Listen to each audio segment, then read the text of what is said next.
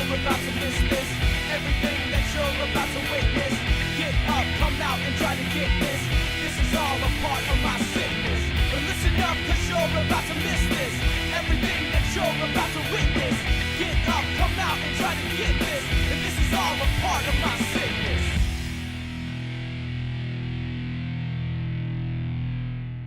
Hello and welcome to Crack the Cred, the show that takes the mystery out of recovering passwords or finding ways around them. I'm your host, Dana Epp. Today in the office, we've actually been talking about information access and how do we access all our data internally here and when we're out in the field. And one of the interesting things when we were talking about it was the fact that a lot of us have tablet computers of some sort. My favorite here is my iPad. But there's lots of other ones that we have in the office. And when we're having a conversation about how do we secure and safeguard them, and more importantly, how do the people in the community know how to do it, it comes down to, it really is a matter of understanding the software and the hardware and understanding how we go to lock them or protect them.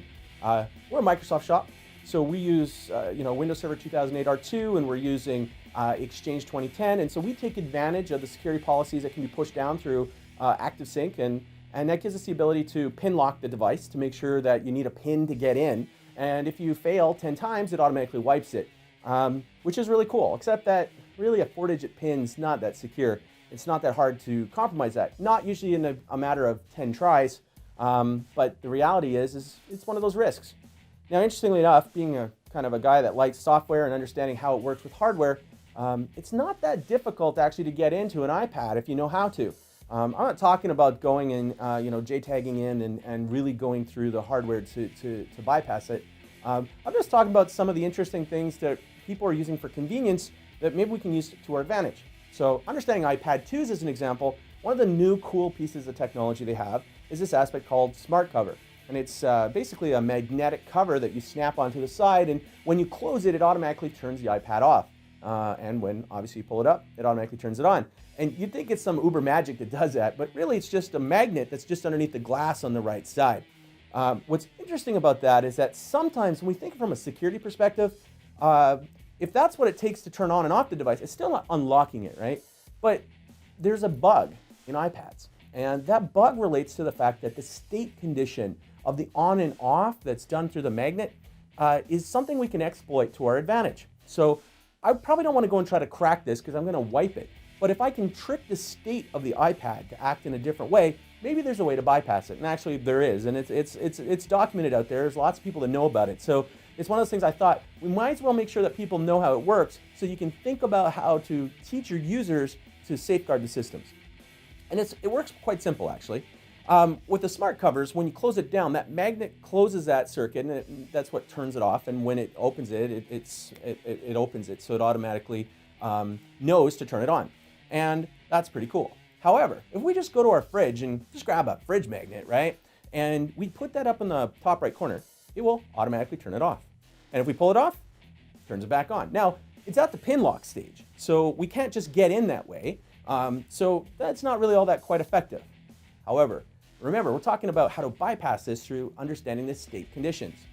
It so happens that the state of power down is different than lock screen.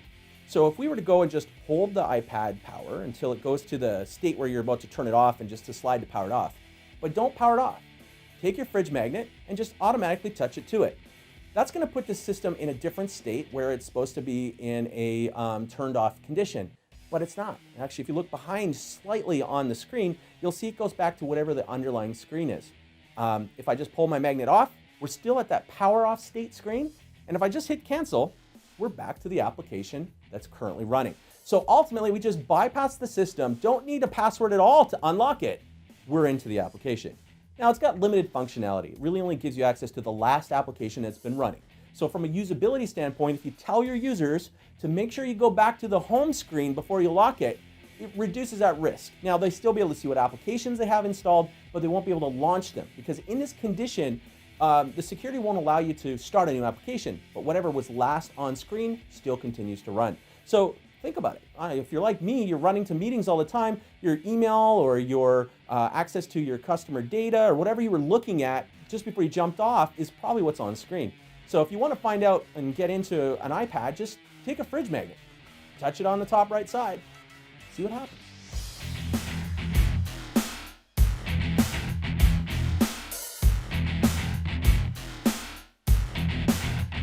listen up.